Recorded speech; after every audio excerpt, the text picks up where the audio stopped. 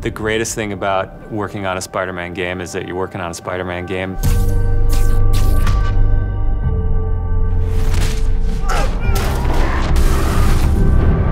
The hardest thing is that it's a Spider-Man game.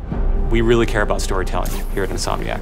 And I think that's how we go into every day we come here. There's this push to really get it right. One of the most compelling things about Spider-Man is just when Peter Parker and Spider-Man's worlds collide. And we've tried really hard to weave the two stories together to create a story that is not necessarily just a superhero story, but a human story as well.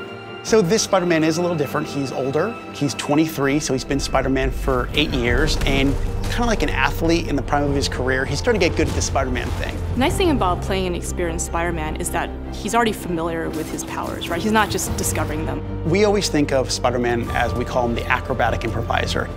He's looking for not only how he can take advantage of the way the enemies are positioned, but what around him. Could he use this object to grab with his webs and throw at an enemy? We want people to not only see the enemies in front of them, but the environment around, to take advantage of both of them.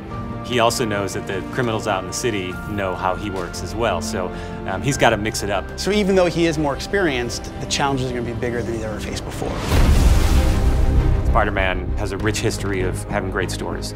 The core of our story is this duality between being Peter Parker and being Spider-Man.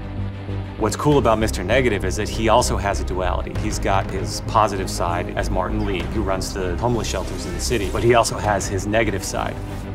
When Peter makes the connection that the leader of the inner demons is the guy who my aunt works for, we got the perfect collision of those two worlds.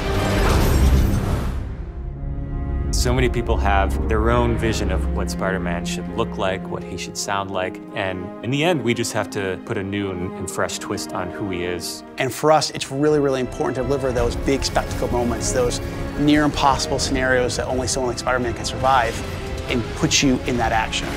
You got this, you got this, you got this! We understand what this character means to people in here, and we're making this game with a lot of heart, and we're going to do whatever it takes to give people the ultimate Spider-Man experience, the game that they've been waiting for.